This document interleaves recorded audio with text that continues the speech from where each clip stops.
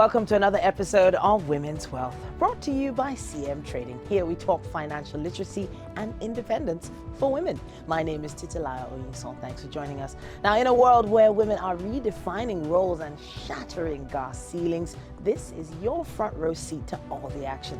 And here are our highlights for today's show. On the vault today, we're looking at investing in bonds, sharing tips and getting to know the how and the why about that whole aspect of investment. And we're going to have a seasoned realtor and property broker in the house talking about strategies for increasing your income streams from a realtor's perspective. That is going to be a really interesting discussion on our everyday exchange. Now we have for Women's Wealth Management, we're talking cocoa and ways this particular commodity can help grow your wealth amongst many others. In the markets today, we're going to be having a chat with Dr. Fred to see how the markets are faring. And then when we come back, we'll kick off with our investment option for today on Women's Wealth Management. Don't go anywhere. We'll be right back.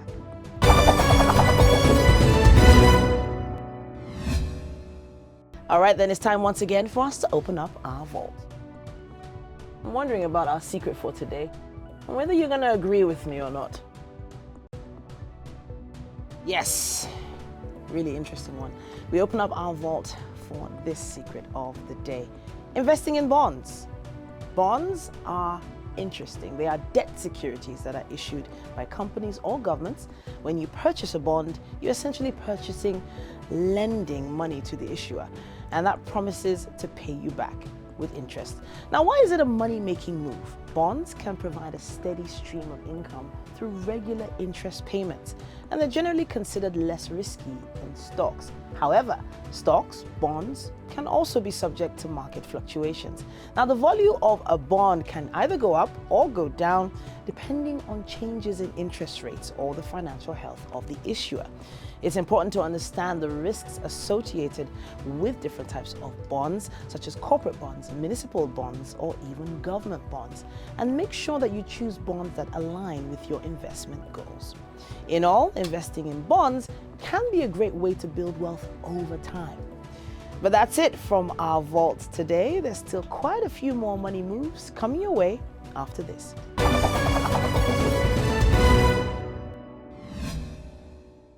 You're watching Women's Wealth, and it's time for the Everyday Exchange. Now, this is the segment of the show where we do a deep dive into the world of financial literacy for women. And our mission is to empower women with the knowledge and tools that they need to create and manage their wealth. But not just manage it effectively.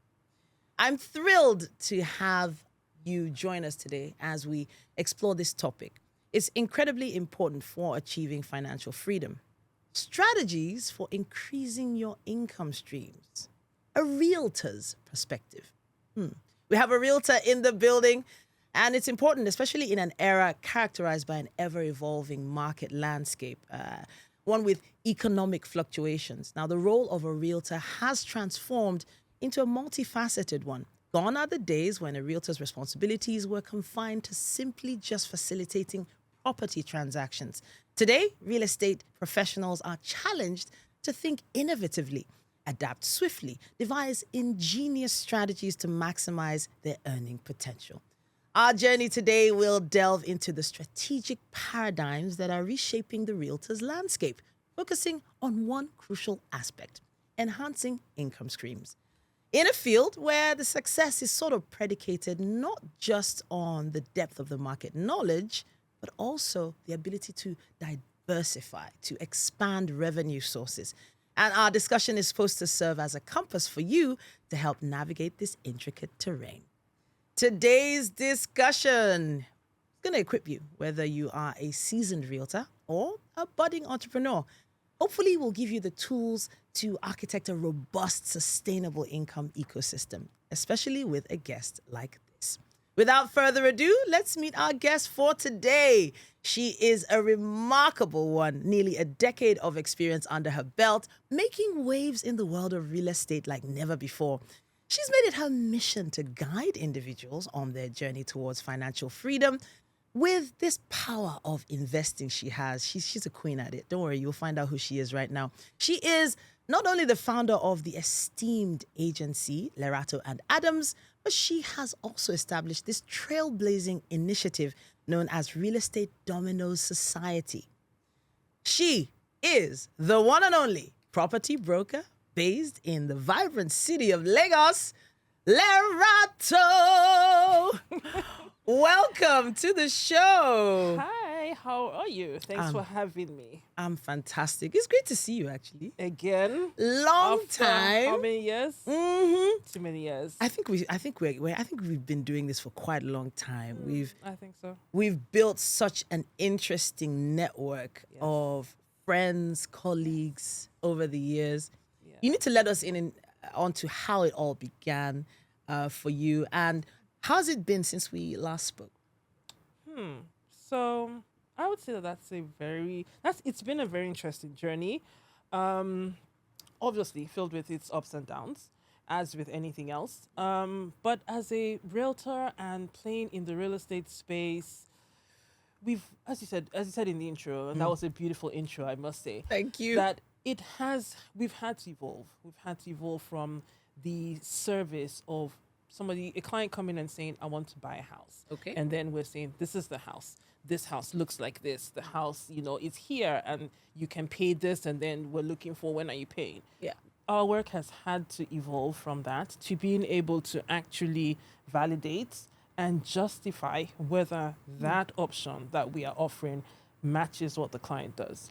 One thing that has been a very valuable asset, I would say, to being able to help clients and investors to be able to make these purchases, because this is definitely the biggest purchase anybody's going to ever make in their lifetime. I mean, imagine thinking that you're going to put down such an amount of money for one property. I mean, you want to be sure that it's right. You want to be sure that it matches what you need.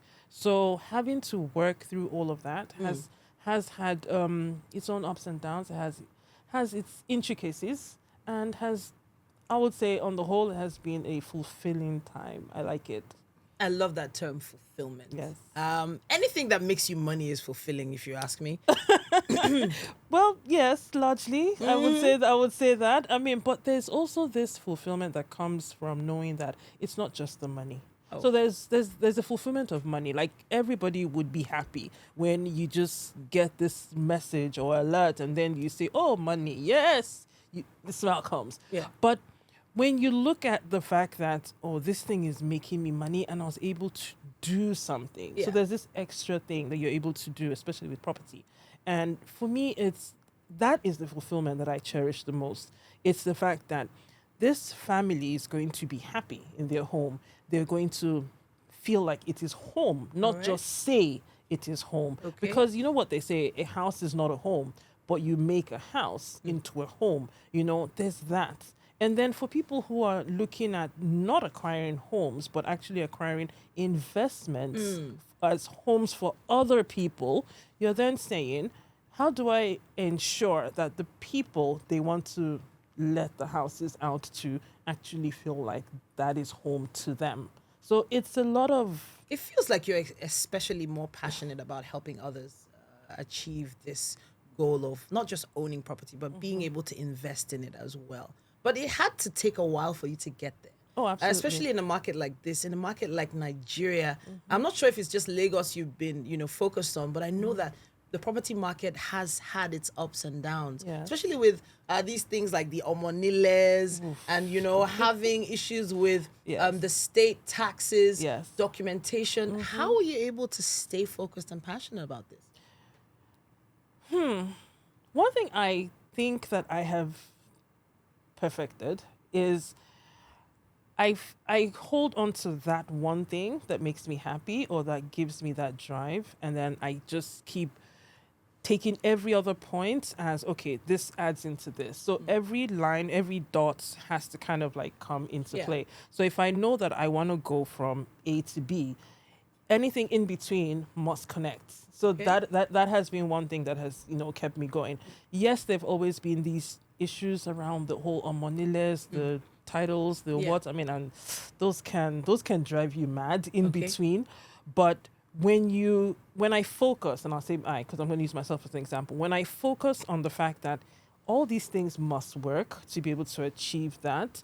I take solace in the fact that, okay, I'm going there. By the time I'm done cleaning this up, Yeah. it will work. And by the time I've done it 1, 2, 3, 4 times, I'm finding better ways to make it work going forward. So just like what you're saying, Yeah. I've come a long way. Yeah. I've taken the process from what we were told that real estate marketing or agency is, and I've started to find my own way in which it works to achieve the end goal. I want to help my clients to achieve wealth. I want to help them make money from what it is that they're buying. So working through the different things, the times that we think, oh, we made mistakes or we went wrong, have actually been lessons for me. It shows me, don't do this, try this. So I think we should backtrack and go to the ABCs. Okay. So for a newbie, a fresher, someone who wants to just jump into the real estate market. Yes. Someone comes to your, to your office and basically says, okay, I'm interested in this. I'm thinking this might be good for me. Yeah. How can you tell if it's good for this individual, and where do they begin? For me, it always starts from the why. Okay. Why would you? So you walk in or you contact me and you say, I want to invest in real estate. The first question I ask is why. All right. People are taken aback by that question because they're like, why not? Like I've had a number of people say, why not? Are you serious at all? There's and money I'm now. like, exactly, you know? Okay. And I'm like, I'm actually serious. Why? Because if you think that you're coming into real estate because they say that there's money, you will almost not make that money. Because you will come into it believing that, oh, all I have to do is buy the property. All I have to do is put the property on the market and I'm going to make the money. Okay. It doesn't work like that. So when people are able to understand their why, then it helps. Now, getting to that why, yes, on your own, you may not be able to figure that out until you're having a conversation with someone like me. And then I'm saying, why? What are you looking for? What do you want it to do for you? And then you can think through it and then you can work through and get to the point. So I would say that it would start with the why. After you understand the why, it would then be that you have to understand the steps or the process that you are going to have to work through to get to your why.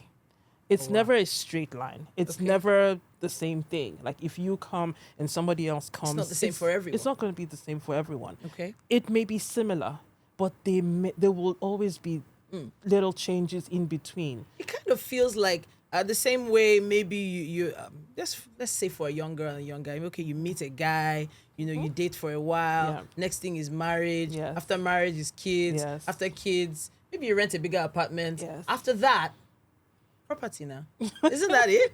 Isn't that the process? So when you ask me why, I was like, that's the next thing on the list. So it doesn't always have to be property. And for everybody, it may not be property. There's some people who, again, remember what I said? I said it depends on your why. For some people, it would be, I want to own the property, or we want to own the property, or our life requires that we own the property.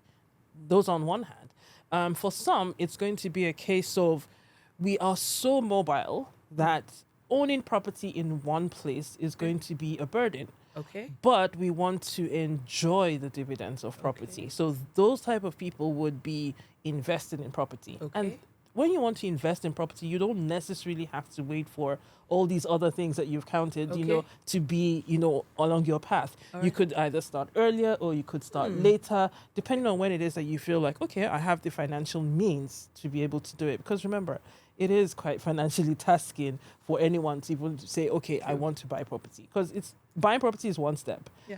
Keeping the property is another step. Maintaining the property is a different step.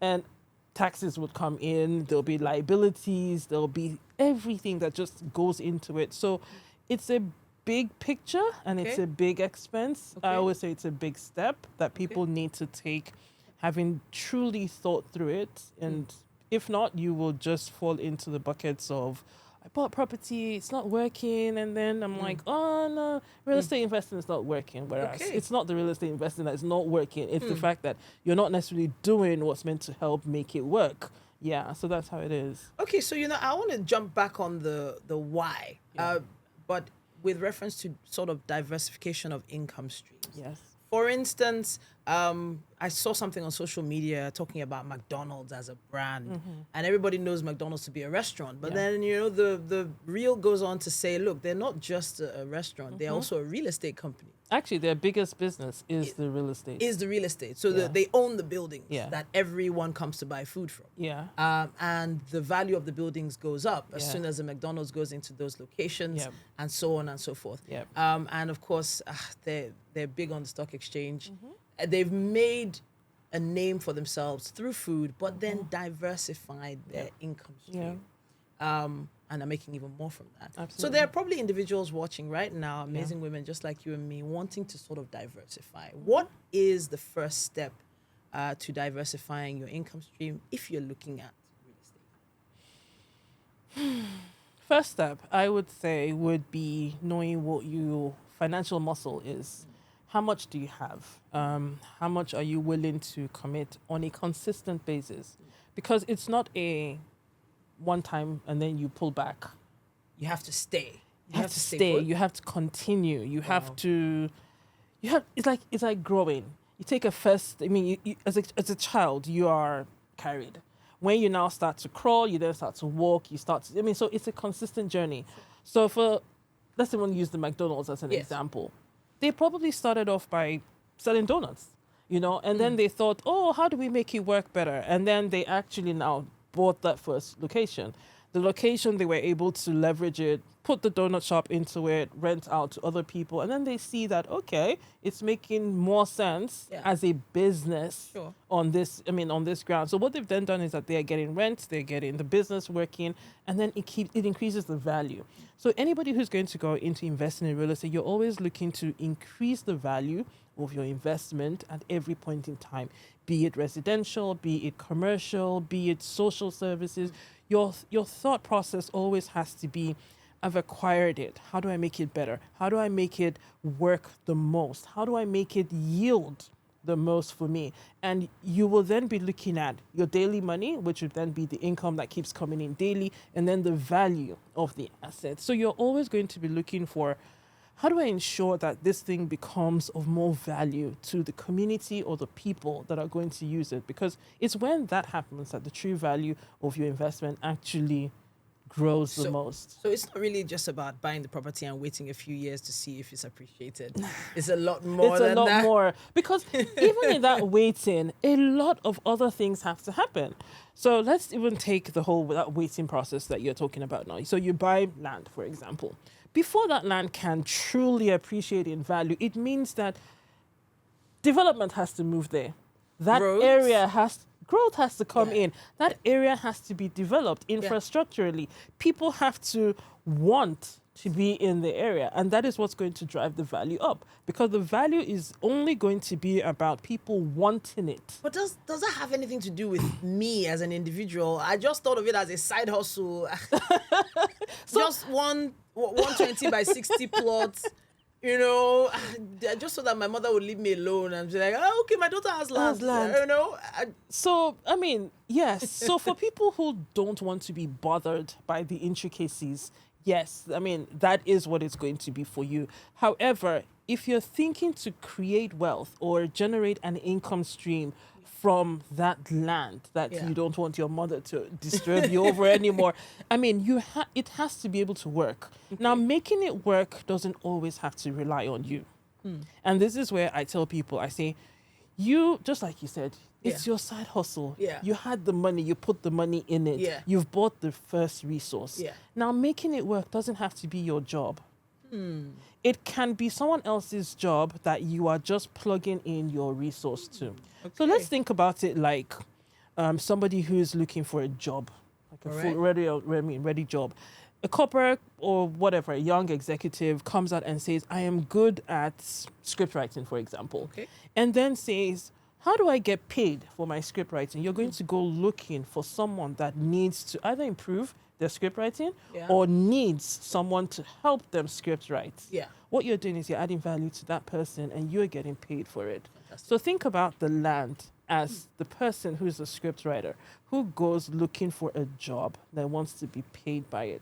Essentially, that's kind of like the exchange that it is. So what this just, exemplifies is the fact that people who come into real estate investing have to start to believe or understand the fact that real estate investing is a business. It's literally a job. Okay. So you are either going to be the silent job employee, Okay. or you're going to be the active job employee. So you come into it, but you must understand that it is a business. It is something that is and can actually work. Honestly, I don't think I've ever truly understood it as a business, and I think we have to have a lot more further conversations on the structure of it itself. But off the top of your head, if someone comes up to you and says, you know what, I want to go into real estate, is it a hard yes or a hard no? And what makes you determine the answer to that question? In today's world, it's neither of the two. Oh, okay. Reason being that there are a lot of advancements, technology, people who have decided that this is the work that they want to do.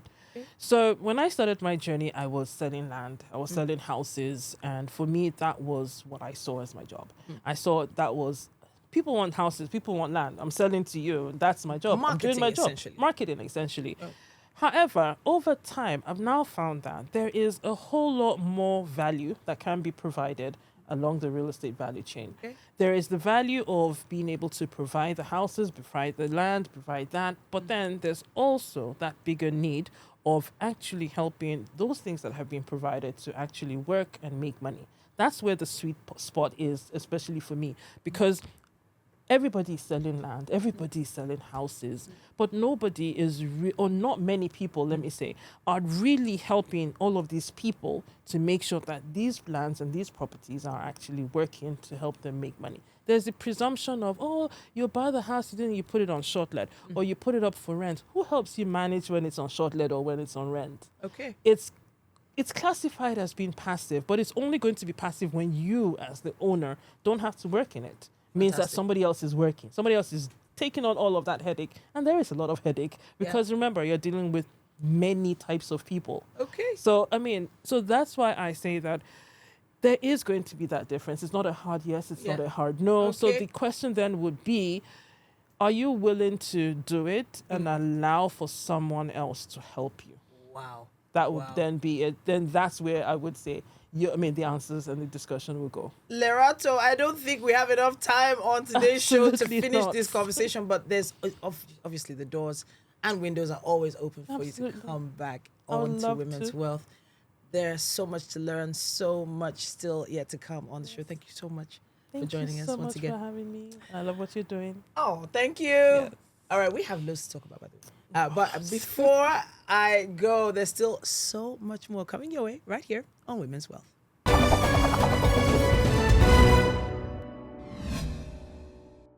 You're still watching Women's Wealth, brought to you by CM Trading. My name is Titilayo Oyinsan, and it's time for Women's Wealth Management.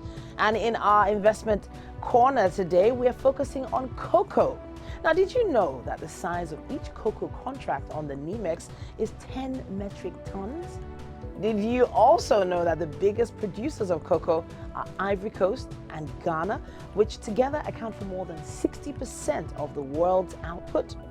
Other major producers include Indonesia, Nigeria, Cameroon, Ecuador, and Brazil. Cocoa prices rallied over the past 2 months due to the recent heavy rain in West Africa, which has accelerated the spread of black pod disease, which actually affects the bean's quality and output. However, cocoa futures traded around $3,300 a ton, down from the 12-year highs of $3,562 around August 2nd, and expectations of improved near-term supply availability in top grower Ivory Coast. Some really interesting information for you there if you decide to invest in cocoa. Investing in cocoa can be intriguing as a choice for various reasons. It's a key ingredient in chocolate production, which has consistently high global demand as emerging economies grow and consumer preferences change. Now, the demand for chocolate products is expected to increase, driving cocoa demand. Think about it. Valentine's Day, Christmas, birthdays, everyone is always buying chocolate.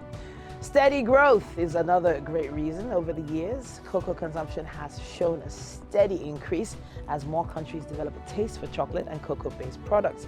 The demand for cocoa beans remains really robust. It's also limited in supply. As I mentioned earlier, cocoa production is vulnerable to weather conditions, diseases, and pests, leading to occasional supply shortages. And supply-demand imbalance can lead to price spikes, making cocoa a really attractive investment option during such periods. For those that understand a little bit more about trading, they get what I mean. Commodities like cocoa can also serve as a hedge against inflation. The prices of goods and services rise, the value of the commodities can also increase, offering a great potential safeguard for investors like you. But this is the best part.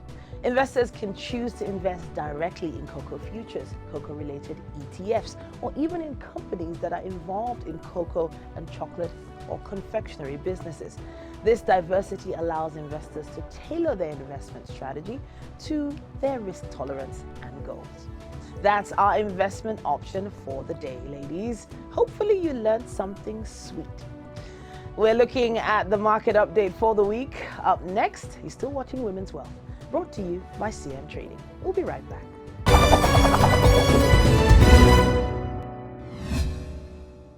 It's time for us to find out what's happening in the markets. Are the markets in the green or in the red? Let's find out from Dr. Fred. So to open up an account at CM Trading, all you need is $100. However, keep in mind that it's just like starting a business. So it has to be something more than $100 and make it meaningful, because that will increase your chance of succeeding in your trading. Now, keep in mind, there are very low cost or almost no cost really involved in trading the financial markets. There is zero commission, and only to facilitate the trade, you are charged the spread. Otherwise, there's really no cost, besides an internet line and a computer or a mobile phone, which generally most people have anyway. So trading the financial markets is really relatively a very low cost endeavor to get into. We've come to the end of this episode of Women's Wealth. Follow us on our social media platforms at Women's Wealth on TV. My name once again is Titilayo Oyinsan. Bye for now.